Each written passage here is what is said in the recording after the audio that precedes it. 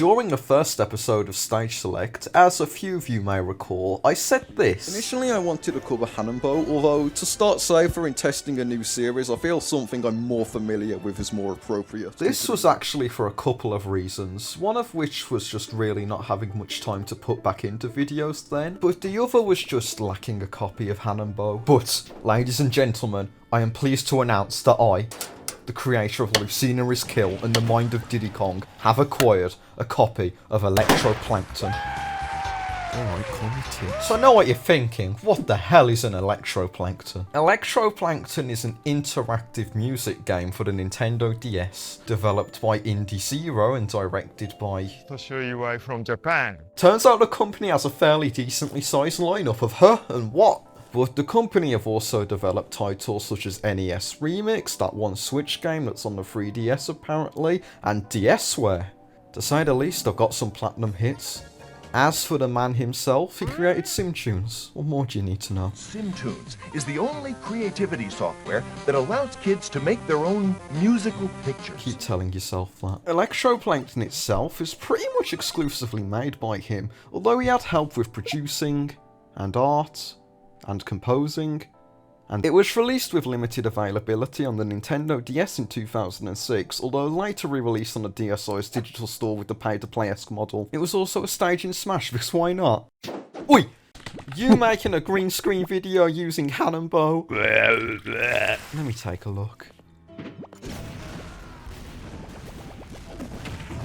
Wow, this is just awful. I feel really bad for Hanenbo. In Brawl it's just that bad tree stage, in Ultimate it's just a green screen meme stage. Catch me later, I'll buy you a beer. But did anyone actually play the original game? This is pretty cool.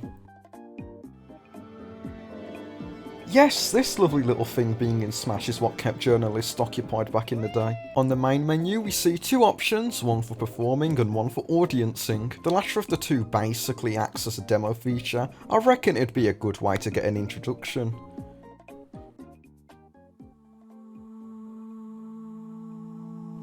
I can see why people have trust issues now. Audience mode can help introduce some features of the game, but the demo chosen comes out at random without any context as to what's actually happening. I think some demos are better than others at showing off what's going on, but let's move back to the main game and properly get into it.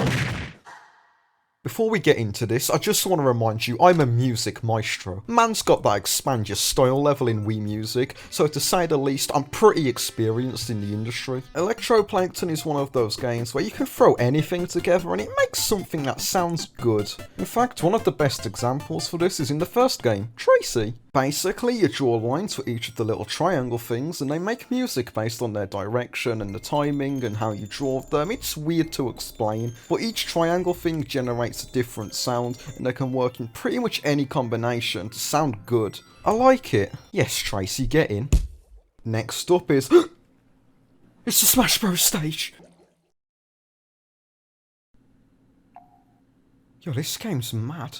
Basically, the pink things are launched from this leaf, which changes with the angle. They then ricochet off the other leaves and create different tones depending on how the leaf is positioned. In Electroplankton, you're able to move the leaves freely in 360 degrees with the touchscreen, whereas in Smash it relies on hitting the leaf to move them at a much more limited angle. There's also multiple layouts you can choose from in the original game, whereas Smash takes the first layout with an original piece in the top left corner. That was fun. What's game 3? Touch arrows, make music, neat. There's these 4 hexadecagon things, and as you tap one they start to move based along the arrows. Each of them move at different speeds with different sounds, and depending on where they are on the grid they play different notes. I really like this game, but I often find all of the plankton end up on the same track, or they only move around the same 4 notes. It's still cool though. 4. Sun on a stick. You place eggs, they grow and they make sound and stuff. There's not really much interesting to this one other than the fact it takes place in a bottle of piss. To be fair, it can be interesting after a while, but I'm not too into it myself. Number 5, Rec. Number 6, Nanocarp. You've gotta do Rec. Do I have to? It was painful. You've gotta do it. You've got to do it or they will come for you. Alright. Okay, so Rec is just broken for me. You're supposed to record your voice into the fish thing and it plays them back, but that doesn't exactly work for me. Number 6, Nanocarp. Making noise through the microphone is meant to make the plankton react, but I'm not really sure how it works honestly. Other than that, you can tap the screen and watch them go. Number 7, come on, let's check it out.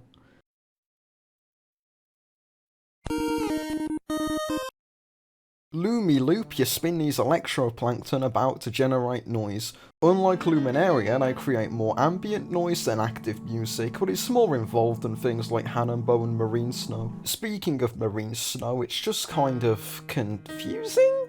You touch them and they make numerous instrument sounds, and that's all there really is to it. I've skimmed through all of these games, mainly because you can pretty much just get everything by looking at them for like 5 seconds, but Beatness is brilliant.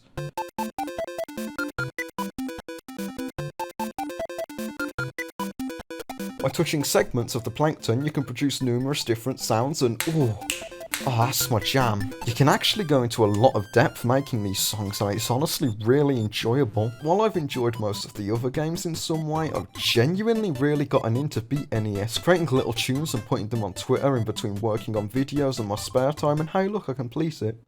Number 10, Nintendo DSi sound app. You're talking to the microphone. Time to place it back, you wacky voices. Okay, that's it, I'm done. That's all 10. We done it. We.